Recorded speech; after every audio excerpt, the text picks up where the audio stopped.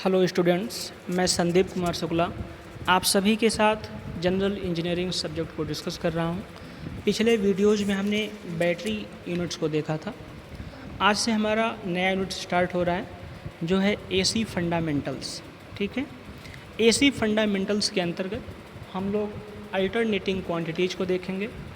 Alternating current के अंतर्गत कई सारे टर्म्स आते हैं, जैसे कि साइकिल क्या है, फ्रीक्वेंसी क्या है, टाइम पीरियड क्या है, amplitude, instantaneous value, average value, RMS value, maximum value, form factor इत्यादि सारे टर्म्स को देखेंगे।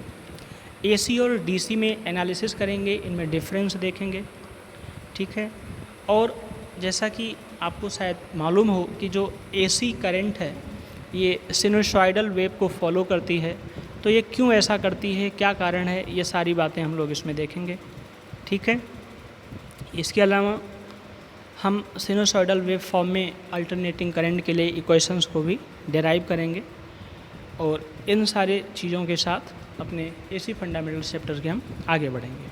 ठीक है, अब सबसे पहली बात जो आती है एसी फंडामेंटल्स के अंतर्गत, क्योंकि नाम से स्पष्ट है एसी का मतलब है अल्टरनेटिंग करंट। ठीक है, तो अल्टरनेटिंग करंट पर चलने से पहले हमें सबसे पहले देखना चाहिए कि अल्टरनेटिंग क्वांटिटीज़ क्या होती हैं।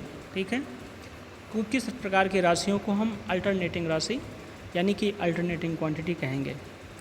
तो ऐसी राशियाँ जिनके मैग्नीट्यूड अथवा डायरेक्शन, ठीक है, या फिर दोनों, ठीक है, समय के अनुसार बदलते हों, उसे हम अल्टरनेटिंग या परिवर्ती राशियाँ कह सकते हैं। ठीक है, जो अपनी वैल्यू या अपनी डायरेक्शंस को बदलती रहती हैं। ठीक है, और ये परिवर्तन किसी एक डायरेक्शन में या दोनों डायरेक्शंस में हो सकते हैं। ठीक है, और कई बार कुछ राशियों में परिवर्तन दोनों दिशाओं में एक समान भी होते हैं। ठीक है, दोनों ही डायरेक्शन में ये जो चेंजेस हैं ये बिल्कुल सिमिलर होते हैं।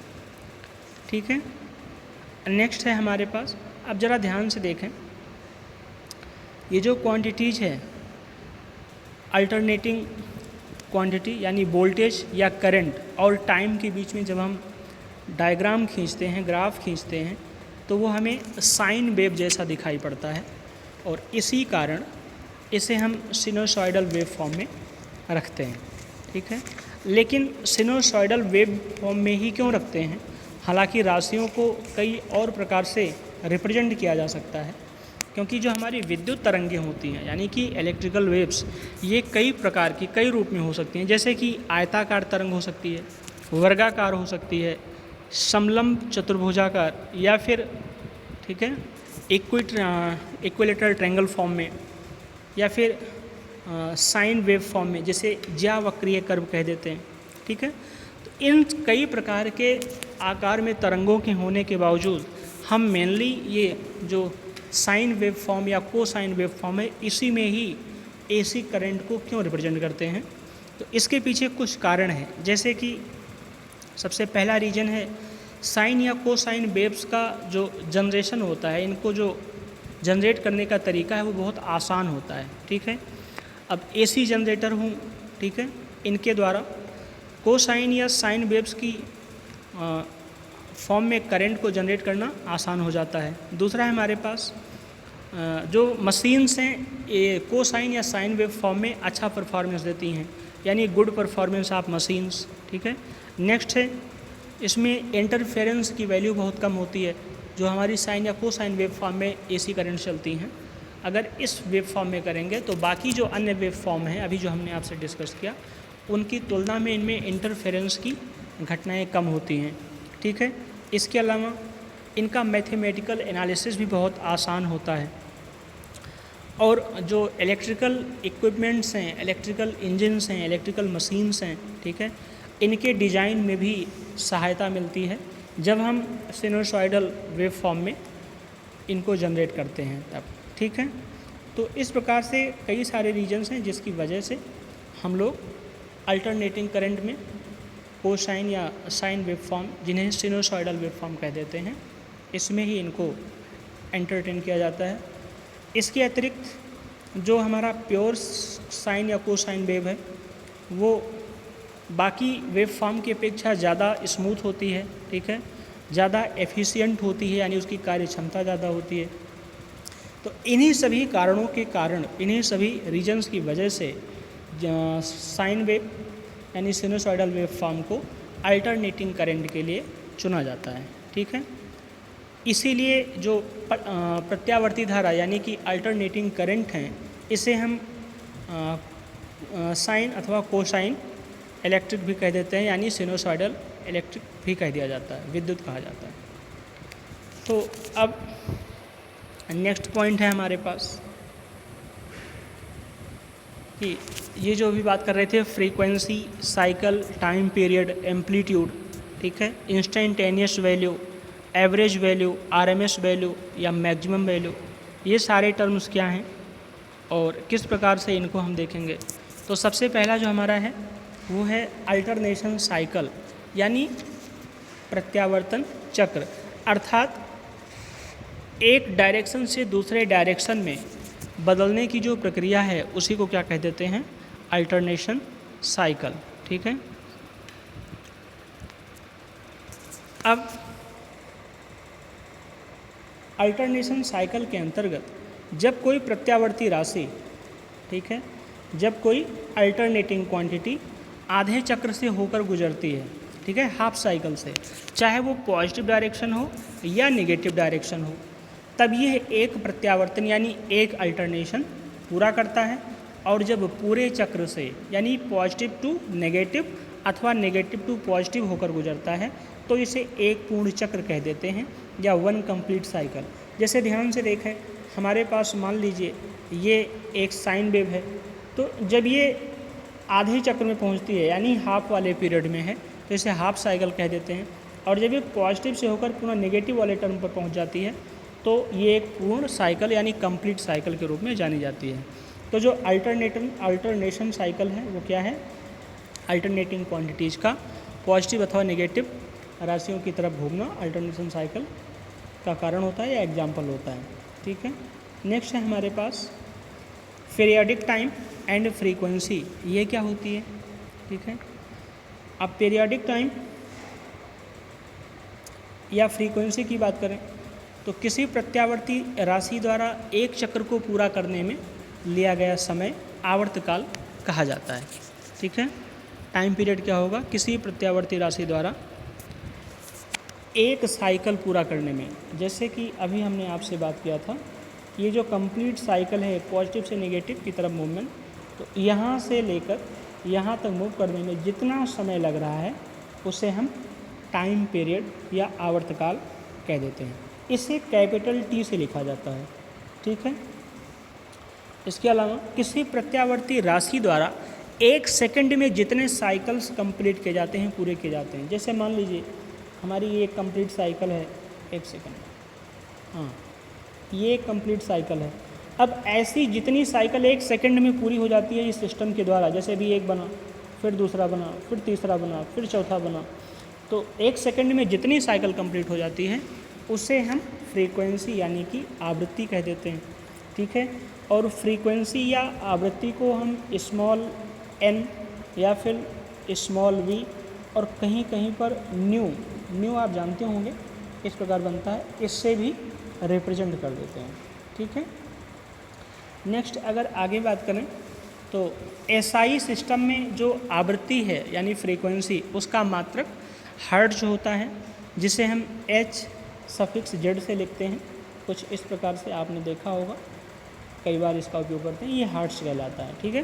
तो ये फ्रीक्वेंसी का मात्रक होता है, यूनिट होती है एसआई सिस्टम के अंतर्गत, ठीक है।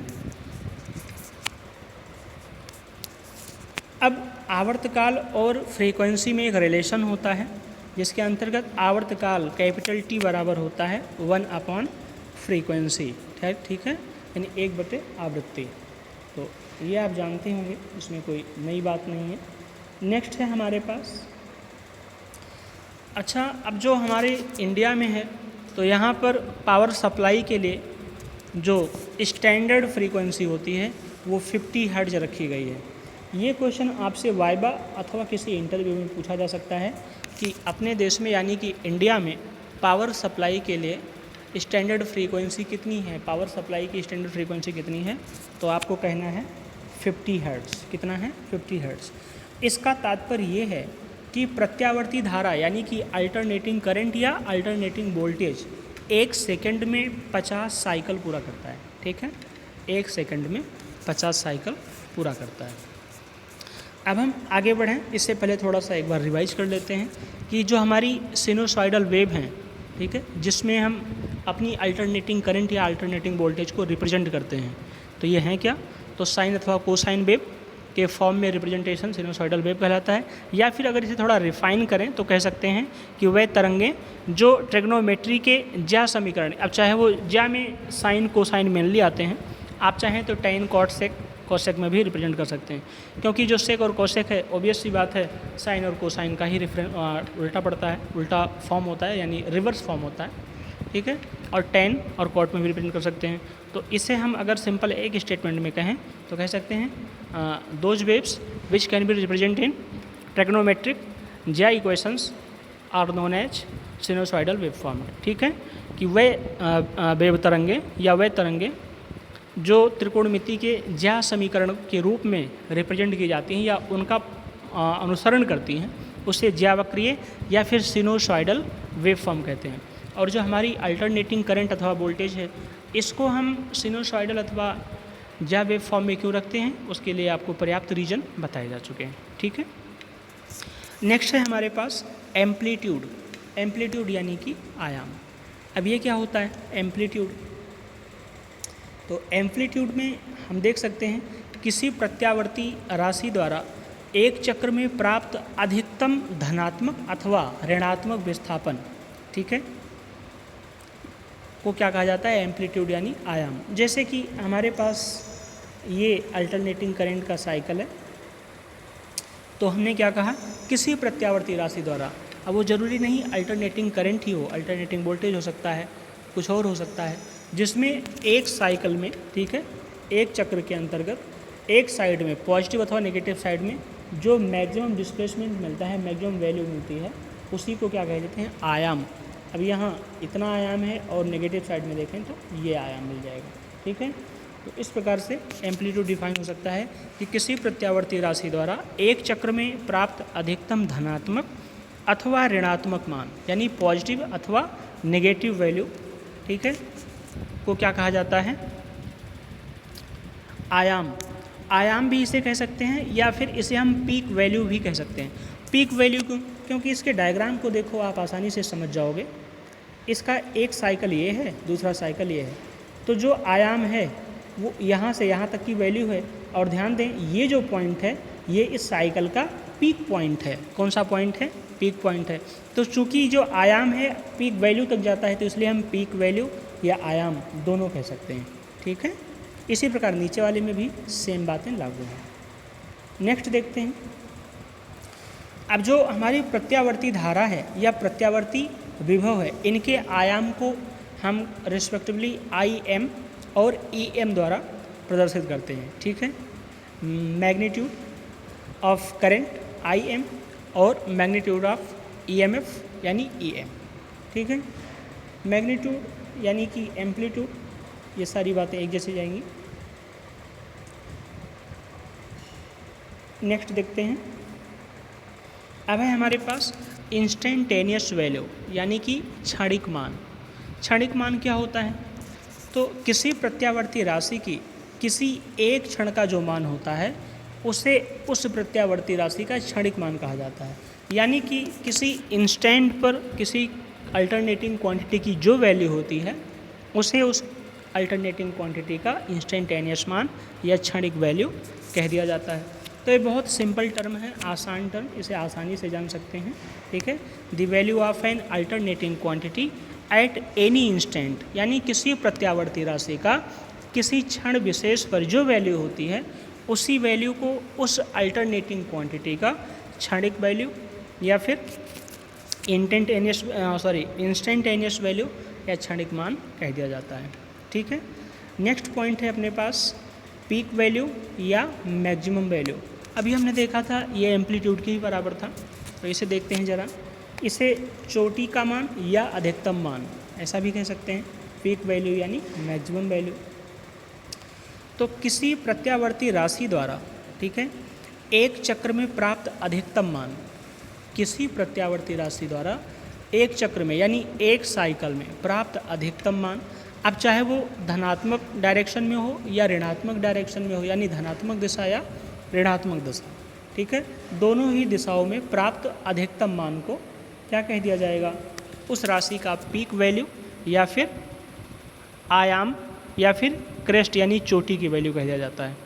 ठीक है, अभी जो हमने आयाम के लिए डिस्कस किया था बिल्कुल वही पॉइंट है। किसी प्रत्यावर्ती राशि द्वारा उसके एक चक्र में यानी एक साइकिल में, चाहे वो धनात्मक दिशा में हो अथवा ऋणात्मक दिशा में, जैसे कि इस प्रकार से हमारा ये डायग्राम देख लेते हैं। चाहे हम इस लाइन के ऊपर वाले पार्ट में देखें या इस लाइन के नीचे वाले पार्ट में देखें, दोनों ही पार्ट्स में जो हमारी अधिकतम वैल्यू आ रही है, पॉजिटिव में जाएंगे तो पॉजिटिव यानी ऊपर की तरफ जो अधिकतम वैल्यू आ रही है, और नीचे की तरफ जाएं, हालांकि ये लोएस्ट वैल्यू होती है नीचे की तरफ, पर इसे लोअर वाले पोर्शन में अधिकतम वैल्यू कह देते हैं। ठीक है, और एक्चुअल में है क्या, ये लोएस्ट वैल्यू है, सबसे इस लाइन में सबसे निचली वैल्यू है। तो ये दोनों ही वैल्यूज क्या कही जाएंगी, अधिकतम मान या फिर आयाम या फिर क्रेस्ट यानी चोटी की वैल्यू कही जाती है। ठीक है, तो ये छोटे छोटे टर्म्स हैं जो आपको समझ में आना चाहिए, ताकि आगे जो टर्म्स आ जाएंगे, कॉन्सेप्ट्स आ जाएंगे, उनको आप आसानी से ग्रेस्प कर सकें, समझ सकें। ठीक है, नेक्स्ट है हमारा, अब ये जो सिनुसॉइडल प्रत्यावर्ती राशि की पीक वैल्यू है, ठीक है, ये बेसिकली 90 डिग्री पर प्राप्त होता है, यानी जो साइन या कोसाइन वेव्स हैं इसमें 90 डिग्री के आसपास ये वैल्यू प्राप्त होती है। यही बात टेन या कॉट में भी लागू हो सकती है। ठीक है, तो सिनुसॉइडल प्रत्यावर्ती राशियाँ यानी जो सिनुसॉइडल अल्टरनेटिंग क्वांटिटीज़ हैं, इनकी पीक वैल्यू यानी कि मैक्सिमम वैल्यू कहाँ प्राप्त होता है, 90 डिग्री पर प्राप्त होता है। जैसे कि अभी हमने चित्र में देखा है कुछ इस प्रकार से। ठीक है, इसमें देखिए ये 90 डिग्री के एंगल पर पीक वैल्यू प्राप्त हो रहा है, इसी प्रकार नीचे भी 90 डिग्री पर हमें पीक वैल्यू मिल रहा है। ठीक है, ये क्वेश्चन आपसे वाइवा अथवा इंटरव्यू में किया जा सकता है कि हमारे पास कोई एक अल्टरनेटिंग क्वांटिटी है जो सिनुसॉइडल वेवफॉर्म को फॉलो करती है, आप मुझे बता सकते हो इसकी मैक्सिमम वैल्यू कहाँ मिलेगी। तो आपको रिप्लाई करना चाहिए yes, it will be obtained at 90 degree. कहाँ मिलेगा ये, 90 डिग्री पर। ठीक है, आगे हमारे पास प्रत्यावर्ती विभव और धारा की पीक वैल्यू या आयाम को क्रमशः हम अभी हमने देखा था, अगर जो प्रत्यावर्ती धारा है यानी अल्टरनेटिंग करंट, तो उसकी मैक्सिमम वैल्यू या पीक वैल्यू को IM के द्वारा, और जो प्रत्यावर्ती विभव है उसकी मैक्सिमम वैल्यू को EM के द्वारा रिप्रेजेंट करते हैं। तो जो हमारी पीक वैल्यू है इसी को हमने क्या कह दिया, एम्पलीट्यूड कह दिया या पीक वैल्यू कह दिया है। इस डायरेक्शन में डायग्राम के द्वारा आप बहुत अच्छे से समझ सकते हैं। ध्यान से देखें, ये हमारी कोई अल्टरनेटिंग क्वांटिटी है, अभी हम इसे करंट अथवा EMF की वैल्यू नहीं देते, जस्ट अल्टरनेटिंग क्वांटिटी कह रहे हैं। तो ध्यान से देखिए, ये ऐसे साइकिल हमारी पूरी करती है यहाँ से लेकर के यहाँ तक। अब इसमें ऊपर वाली ये जो वैल्यू है ये भी पीक वैल्यू में आएगी, और नीचे वाली वैल्यू है ये भी पीक वैल्यू में आएगी, बशर्ते इसमें डायरेक्शंस अलग अलग हैं। ऊपर वाली पॉजिटिव डायरेक्शन में है और नीचे वाली नेगेटिव डायरेक्शन में है। अगर इसे हम केयरफुली चेक करें तो यहाँ से यानी जहाँ से हमारी साइकिल स्टार्ट हो रही है और जहाँ पर साइकिल एंड हो रही है, इस पूरे ड्यूरेशन के टाइम को क्या कह देते हैं, टाइम पीरियड कह देते हैं, जो हम पीछे देख चुके हैं। ठीक है, नेक्स्ट अगर इससे आगे बात करें तो आती है एवरेज वैल्यू। अब एवरेज वैल्यू क्या है, इसे हम औसत मान कह देते हैं। तो औसत का नाम सुनते ही आप समझ गए होंगे, ये जितनी भी क्वांटिटीज़ हैं उनके सम को अगर क्वांटिटीज़ के नंबर से डिवाइड करें तो क्या मिल जाता है हमें, एवरेज यानी कि औसत। तो किसी प्रत्यावर्ती धारा अथवा विभव के एक पूर्ण चक्र में सभी क्षणिक मान की औसत को प्रत्यावर्ती धारा या विभव का औसत मान कहा जाता है। बात समझ में आई, यानी जो हमारी अल्टरनेटिंग क्वांटिटीज़ हैं उनके एक पूरे साइकिल में अलग अलग पोजीशन पर, ध्यान से देखें ज़रा, ये हमारी रही अल्टरनेटिंग क्वांटिटी की एक पूरी साइकिल। अब इस साइकिल के दौरान चेक करें, जब हमारी साइकिल जनरेट होती है तो उस समय क्वांटिटी की वैल्यू कुछ होती है, जैसे जैसे आगे बढ़ती है वैल्यू बढ़ती जाती है। जैसे इस पॉइंट पर पहुंची तो वैल्यू यहाँ पहुंच रही है, इस पॉइंट पर पहुंची टाइम पर तो वैल्यू इतना पहुंच रही है, और जब इस पॉइंट पर पहुंची तो मैक्सिमम वैल्यू मिल गई। उसके बाद फिर वैल्यू घटना शुरू की, फिर घटी, उसके बाद फिर नेगेटिव डायरेक्शन में पहुँची, और इस प्रकार से इस पूरे टाइम ड्यूरेशन के दौरान यानी पूरे साइकिल के दौरान अलग अलग टाइम पॉइंट्स पर हमारे इस अल्टरनेटिंग क्वांटिटी की वैल्यू अलग अलग रही है। तो इन सारे टाइम पीरियड्स के दौरान या पूरे टाइम ड्यूरेशन के दौरान हमारे अल्टरनेटिंग क्वांटिटी की जो अलग अलग वैल्यू आई है, यानी जो इंस्टेंटेनियस वैल्यू आई है, इसका अगर हम एवरेज ले लें तो जो वैल्यू प्राप्त होगी उसे क्या कहा जाएगा, एवरेज वैल्यू या औसत मान। ठीक है, आप ध्यान दें, अगर हमारे पास एक सिमेट्रिकल सिनुसॉइडल करंट या फिर ईएमएफ की वेव फॉर्म है, तो इसमें जो धनात्मक अर्धचक्र यानी पॉजिटिव हाफ साइकिल और जो ऋणात्मक अर्धचक्र यानी नेगेटिव हाफ साइकिल है, ये दोनों पूरी तरह से बराबर होते हैं। जैसे आपने साइन वेव फॉर्म में देखा होगा, उसमें जो पॉजिटिव वेव फॉर्म है ऊपर का और नेगेटिव वेव फॉर्म यानी पॉजिटिव हाफ साइकिल और नेगेटिव हाफ साइकिल दोनों एक दूसरे के बिल्कुल सिमिलर होते हैं। ठीक है, तो अब दोनों ही जो हाफ साइकिल्स हैं ये बिल्कुल एक दूसरे के समान हैं, यानी कि जो वैल्यूज़, जितनी वैल्यूज़ ऊपर वाले हाफ साइकिल में आएंगी उतनी ही वैल्यूज़ नीचे वाले हाफ साइकिल में आ जाएंगी। तो इनका जो औसत वैल्यू आ जाएगा वो शून्य हो जाएगा। ठीक है, ध्यान से देखें इस चित्र के द्वारा, डायग्राम के द्वारा। ठीक है, अब हालांकि ये डायग्राम हमारा बहुत परफेक्ट नहीं बन पा रहा क्योंकि हम, ठीक है, लाइनें हमारी टेढ़ी हो जा रही हैं। तो ध्यान से देखें, इसे मान लेते हैं कि ये पूरी तरह से सिमेट्रिकल फॉर्म में है, तो जितनी वैल्यू ऊपर उतनी ही वैल्यू नीचे, तो दोनों वैल्यू ऊपर नीचे के बराबर हो जाएंगी। तो जो औसत वैल्यू आ जाएगी क्या, वो जीरो आएगी। क्यों? क्योंकि ऊपर वाली वैल्यू पॉजिटिव साइन के साथ आएंगी, नीचे वाली वैल्यू नेगेटिव साइन के साथ आएंगी। तो आपको एक बात समझ में आई होगी कि चाहे हमारा अल्टरनेटिंग करंट हो या अल्टरनेटिंग वोल्टेज, अगर वो सिमेट्रिकल सिनुसॉइडल वेव फॉर्म को फॉलो करती हैं तो उनका जो औसत होगा यानी एवरेज वैल्यू होगा, उसका मान क्या आ जाएगा, उसका मान शून्य आ जाएगा। ठीक है, नेक्स्ट हम आगे देखते हैं। एक बात और, चूँकि कार्य दोनों धनात्मक तथा ऋणात्मक चक्रों द्वारा किया जाता है, यानी पॉजिटिव वर्क भी हो रहा है और नेगेटिव वर्क भी हो रहा है, इसलिए औसत मान बिना चिन्ह की परवाह किए ज्ञात किया जाता है। करते क्या हैं कि दोनों ही साइकिल्स में, दोनों ही हाफ साइकिल्स में जो आ रहे हैं उनके वैल्यू को पॉजिटिव मान करके हम औसत निकाल लेते हैं। ठीक है, इसीलिए सिनुसॉइडल वेव की औसत मान पता करने के लिए केवल धनात्मक अर्धचक्र पर विचार किया जाता है। ठीक है, क्योंकि अगर इस वेव फॉर्म का हम औसत निकालें तो जितना ऊपर है उतना नीचे ही है, तो एवरेज जो हमें मैक्सिमम कार्य मिल रहा है वो किसी एक डायरेक्शन में किए गए मैक्सिमम कार्य के बराबर ही तो मिल रहा है। ठीक है, इसीलिए सिनुसॉइडल वेव फॉर्म की औसत मान का पता करने के लिए केवल धनात्मक अर्धचक्र यानी जो पॉजिटिव हाफ साइकिल है उसी को कंसीडर किया जाता है। अब मान लेते हैं यहाँ पर हमारे पास एक पॉजिटिव हाफ साइकिल दिया है। ठीक है, जैसे ये हाफ साइकिल दिख रहे हैं, एक पॉजिटिव हाफ साइकिल पूरी साइकिल है जिसमें फ़िलहाल हम कंसंट्रेट कर रहे हैं इस पॉजिटिव हाफ साइकिल पर। ठीक है, तो ध्यान से देखें, हमने देखा कि अलग अलग टाइम इंस्टेंट पर इस अल्टरनेटिंग करंट की वैल्यू अलग अलग आ रही है। जैसे टाइम पॉइंट 1 पर I1 है, टाइम पॉइंट 2 पर I2 है, इसी प्रकार अलग अलग टाइम पर अलग अलग वैल्यू हैं और nth टाइम पर करंट की वैल्यू IN है। ठीक है, अब अगर हम इस पूरे पॉजिटिव हाफ साइकिल के एरिया को बांट दें, ठीक है, तो इसे n पार्ट्स में हमने I1 I2 के रूप में बांट दिया, जो अलग अलग टाइम पर इसके वैल्यू को शो कर रहे हैं। और इस वजह से अलग अलग वैल्यू की वजह से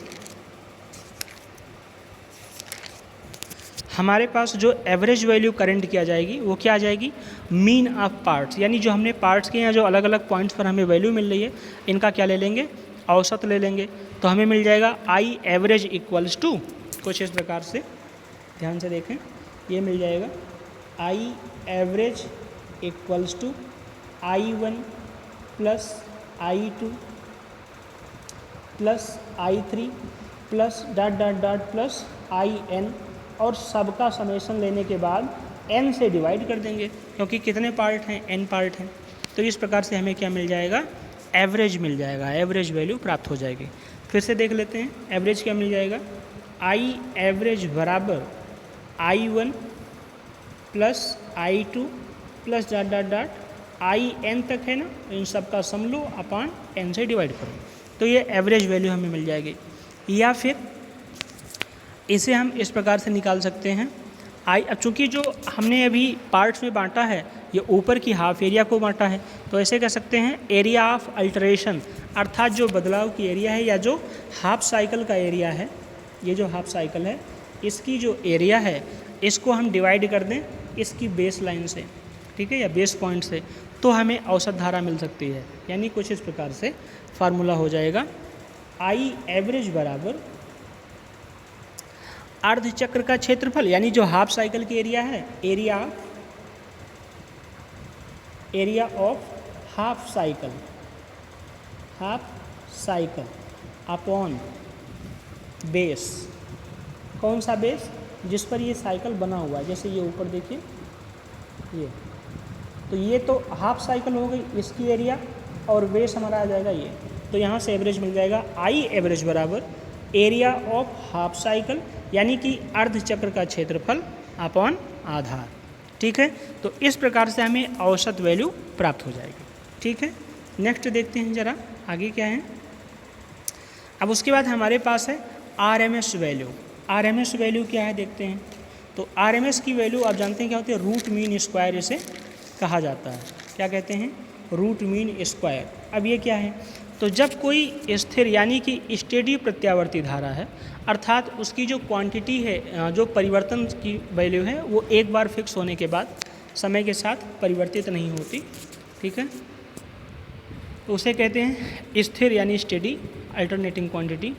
तो जब कोई स्थिर यानी स्टेडी अल्टरनेटिंग क्वांटिटी किसी ऐसे प्रतिरोध से होकर गुजरती है जिसके प्रतिरोध का मान ज्ञात हो, तो किसी दिए गए समयांतराल तक प्रवाहित होने पर उतनी ही मात्रा में उतने ही समयांतराल तक उस प्रतिरोध से ऊष्मा प्राप्त होती है। ठीक है, क्या प्राप्त होती रहती है? हीट। क्योंकि आप जानते हैं जो रेजिस्टेंस है ये करंट के प्रवाह में बैरियर जनरेट करते हैं, और करंट है क्या? फ्लो ऑफ इलेक्ट्रॉन्स ही तो हैं। तो ये इलेक्ट्रॉन्स उस बैरियर से फ्रिक्शन की वजह से हीट जनरेट करते हैं। तो जितने समय तक करंट यानी इलेक्ट्रिसिटी फ्लो करेगी, उतने ही समय तक हीट भी क्या होगी? जनरेट होगी। ठीक है, तो जिसे प्रत्यावर्ती धारा की आरएमएस या प्रभावी मान कहा जा सकता है। यानी जो हमें हीट मिल रही है उसी वैल्यू को क्या कह दिया रहा है? Effective value of alternating quantity की आरएमएस वैल्यू। ठीक है, तो अगर हम दूसरे शब्दों में इसे कह सकते हैं तो इस प्रकार कहा जा सकेगा, RMS value is defined as the square root of, ठीक है, स्क्वायर रूट किसका? Of mean of square of instantaneous value. यानी जो हमारे पास इंस्टेंटेनियस वैल्यू आई थी कौन कौन सी? जैसे थी I1, I2, I3 dot dot IN। तो आरएमएस क्या कहता है? जो इंस्टेंटेनियस वैल्यूज हैं इनका पहले स्क्वायर कीजिए, square of mean of root. ठीक है, स्क्वायर कीजिए, फिर उनका मीन लीजिए, फिर रूट निकाल लीजिए, तो जो वैल्यू आ जाएगी उसे क्या कहेंगे? Root mean square. ठीक है, हालांकि ये रिवर्स डायरेक्शन से है कि रूट लिया पर किसका? मीन का। किसके मीन का? स्क्वायर्स के मीन का। और किसका स्क्वायर किया था? इंस्टेंटेनियस वैल्यू का। ठीक है, तो जो IRMS आएगा कुछ इस प्रकार से आ जाएगा। ध्यान से देखें, पहले हम इन जो इंस्टेंटेनियस वैल्यूज़ हैं I1, I2, I3, I4 so on, इनका हम पहले स्क्वायर करके मीन ले लेंगे। यानी आ जाएगा I1 square plus I2 square plus I3 square plus dot dot IN square plus upon n number है तो n से डिवाइड कर देंगे। तो क्या आ गया? ये स्क्वायर का मीन आ गया। ठीक है, मीन ऑफ स्क्वायर किसका? इंस्टेंटेनियस वैल्यू का। अब इसी वैल्यू का हम रूट निकाल लें तो इसके बाद जो आंसर हमें मिलेगा, जो वैल्यू मिलेगी, वो रूट मीन स्क्वायर कही जाएगी। ठीक है, जरा नेक्स्ट देखते हैं आगे इसमें। तो इस प्रकार इसे कहा जा सकता है इंस्टेंटेनियस वैल्यू के वर्ग के औसत का वर्गमूल। ठीक है, इंस्टेंटेनियस वैल्यू के यानी क्षणिक मान के वर्ग के औसत का वर्गमूल आरएमएस कहा जाता है। ठीक है, इंस्टेंटेनियस वैल्यू यानी जो क्षणिक मान आ रहा है इसका वर्ग करें, वर्ग करने के बाद इसका एवरेज निकालें, एवरेज निकालने के बाद इसका स्क्वायर रूट यानी वर्गमूल निकाल लें, तो जो वैल्यू आएगी वो क्या कही जाएगी? Square root value. ठीक है, अब आगे देखते हैं। यही बात जो भी हमने आपको बताई कि हमारे जो इंस्टेंटेनियस वैल्यूज हैं, मान लेते हैं I1, I2, I3 dot dot dot IN। ठीक है, इनका हम क्या करेंगे? सबसे पहले स्क्वायर मीन निकालेंगे। स्क्वायर मीन के लिए क्या किया हमने? इनका सबसे पहले स्क्वायर किया, फिर उसका मीन निकाला, ये वाली बात, ठीक है। और स्क्वायर मीन निकालने के बाद इसका फिर क्या निकालना है, स्क्वायर रूट यानी कि वर्गमूल। तो जो हमें मिलेगा वो आरएमएस वैल्यू मिल जाएगी। तो इफ़ेक्टिव आरएमएस वैल्यू हमें ये मिल जाएगी, आई इफ़ेक्टिव, जिसे हम आई आरएमएस भी कह देंगे। I RMS equals to I effective equals to under root I1 square I2 square plus I3 square plus dot dot dot IN square upon small n, ठीक है। तो ये हो जाएगी आई इफ़ेक्टिव या आई आरएमएस। ओके, नेक्स्ट है हमारे पास, इसी बात को यहाँ वर्ड्स में भी मेंशन किया गया, देख सकते हैं। I effective equals to root of mean of square of instantaneous value, ठीक है। यानी कि आई इफ़ेक्टिव बराबर वर्गमूल किसका, क्षणिक मानों के वर्ग का, ठीक है। नेक्स्ट वैल्यू देख लेते हैं, इसको डायग्रामेटिकली इस प्रकार से रिप्रेजेंट, जहाँ हालांकि पीछे भी कर चुके हैं। उसके बाद है नेक्स्ट कॉन्सेप्ट हमारा इसमें फॉर्म फैक्टर। अब ये फॉर्म फैक्टर क्या है, ये एक इम्पॉर्टेंट पॉइंट है, ज़रा देखते हैं। तो किसी प्रत्यावर्ती राशि की जो आरएमएस वैल्यू है, ठीक है, और जो एवरेज वैल्यू है, इन दोनों के रेशियो को क्या कह दिया जाता है, फॉर्म फैक्टर, ठीक है, फॉर्म फैक्टर। किसी प्रत्यावर्ती राशि की आरएमएस वैल्यू और एवरेज वैल्यू के अनुपात को यानी रेशियोज को फॉर्म फैक्टर कहा जाता है। और अगर हम इसे मैथमेटिकली रिप्रेजेंट करना चाहें तो जैसे हमारे पास ये इसमें दिखाया जा रहा है, इसी प्रकार से लिख देंगे। यानी फॉर्म फैक्टर इक्वल्स टू हो जाएगा RMS value upon average value, ठीक है। क्या मिल जाएगा, फॉर्म फैक्टर। नेक्स्ट पॉइंट आगे ज़रा देखते हैं। अब यहाँ पर हमारे पास है नेक्स्ट पॉइंट, फॉर्म फैक्टर का आरएमएस वैल्यू और एवरेज वैल्यू का जब हम फार्मूला इसमें इनकी वैल्यूज पुट करते हैं तो हमें जो फॉर्म फैक्टर निकल के आता है सिनोसॉइडल वेव फॉर्म के लिए, वो मिल जाता है 1.11, ठीक है। इनकी वैल्यूज जो हैं फार्मूला जो हम आगे देखेंगे, अभी फ़िलहाल फॉर्म फैक्टर की वैल्यू देख लेते हैं, 1.11 आता है, ठीक है। नेक्स्ट है हमारे पास value of form factor for sinusoidal current, तो वो कितना पता चला, 1.11, ये देखिए, ठीक है। नेक्स्ट पॉइंट है, नेक्स्ट टर्म जो है पीक फैक्टर। पीक फैक्टर क्या है, तो किसी प्रत्यावर्ती राशि के अधिकतम मान यानी जो मैक्सिमम वैल्यू था और आरएमएस वैल्यू के अनुपात को क्या कह देते हैं, पीक फैक्टर। इसके पहले हम लोगों ने फॉर्म फैक्टर देखा था। ये फॉर्म फैक्टर क्या था, तो फॉर्म फैक्टर था आरएमएस वैल्यू और एवरेज वैल्यू के अनुपात को फॉर्म फैक्टर कहा गया था। यानी जो अल्टरनेटिंग क्वांटिटीज़ हैं उसकी आरएमएस वैल्यू और एवरेज वैल्यू को फॉर्म फैक्टर कह दिया गया था। और ये जो पीक फैक्टर है, ये क्या है, पीक फैक्टर है किसी प्रत्यावर्ती राशि की अधिकतम वैल्यू और आरएमएस वैल्यू के अनुपात को पीक फैक्टर के रूप में जाना जाता है। अब प्रत्यावर्ती राशियाँ, प्रत्यावर्ती धारा अथवा प्रत्यावर्ती विभव कुछ भी हो सकती हैं, तो हमारी जो पीक फैक्टर आ जाएगा वो आ जाएगा RMS value upon maximum value upon RMS value. Peak factor बराबर है maximum value upon RMS value, ठीक है। और जो मैक्सिमम वैल्यू है इसको हम एम से रिप्रेजेंट किए थे, या इसी को एम्पलीट्यूड भी कहा था अगर याद आ रहा हो तो अगर करंट है तो I am upon I RMS लिख देंगे पीक फैक्टर के लिए, और अगर ईएमएफ है तो ई एम अपॉन ई आरएमएस लिख दिया जाएगा। तो पीक फैक्टर इक्वल्स टू आ जाएगा I am upon I RMS अथवा ई एम अपॉन ई आरएमएस। ये क्या है, ये पीक फैक्टर है किसी राशि का। कौन सी राशि, अल्टरनेटिंग क्वांटिटी, अर्थात जो प्रत्यावर्ती है, बदल रही है वैल्यू उसकी, ठीक है। नेक्स्ट है हमारे पास इसी के आगे, यहाँ जो ई एम और आई एम है ये मैक्सिमम वैल्यूज हैं किसके, प्रत्यावर्ती विभव और धारा के, ठीक है। अब अगर इनकी वैल्यूज़ को हम पुट करें इसमें, तो जो हमारी करंट है, ठीक है, सिनोसॉइडल रूप में भिन्नता दिखाने वाली जो करंट है इसके पीक वैल्यू को इक्वेशन बी के द्वारा हम लोग रिप्रेजेंट करते हैं, ठीक है। फॉर द करेंट वेरिंग सिनुसॉइडली, यानी ऐसी धारा जो सिनुसॉइडल रूप में परिवर्तित हो रही है, उसके पीक फैक्टर को हम निम्नलिखित इक्वेशन के द्वारा, या जो नीचे इक्वेशन दिया गया है इसके द्वारा रिप्रेजेंट कर सकते हैं, ठीक है। फिर से सुन लीजिए, जो हमारी प्रत्यावर्ती राशि है जो कि सिनुसॉइडल रूप में परिवर्तित हो रही है, उसके पीक फैक्टर को इस दिए गए फार्मूले के द्वारा लिखा जा सकता है। तो पीक फैक्टर यहाँ से क्या आ जाएगा, peak factor equals to IM upon IRMS हमने देखा था, और जो IRMS होती है ये वैल्यू होती है IM/√2 के बराबर, यानी जो मैक्सिमम वैल्यू है उसको √2 से डिवाइड कर दीजिए तो हमें IRMS की वैल्यू प्राप्त हो जाएगी। तो अगर हम इसे फर्दर सिंप्लीफाई करें तो क्या हो जाएगा, ये जो √2 है ये ऊपर चला जाएगा और बचेगा क्या, √2 इंटू IM/IM हो जाएगा, IM से IM कैंसिल हो जाएगा।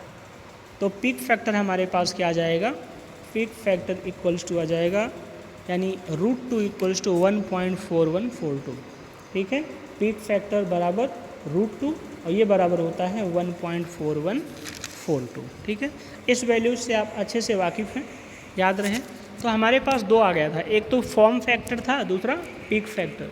इन वैल्यूज़ को आपसे वाइवा में पूछा जा सकता है कि अगर हमारी कोई अल्टरनेटिंग क्वांटिटी है, जैसे कि अल्टरनेटिंग करंट या अल्टरनेटिंग EMF, ये सिनुसॉइडल पैटर्न से परिवर्तित हो रही हैं, तो इनका फॉर्म फैक्टर वैल्यू कितना होगा।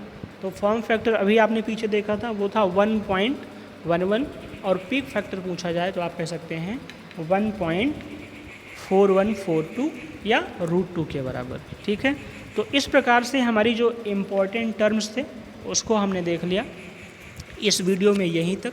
इसके आगे हम लोग नेक्स्ट वीडियो में कंटिन्यू करेंगे। Thank you so much.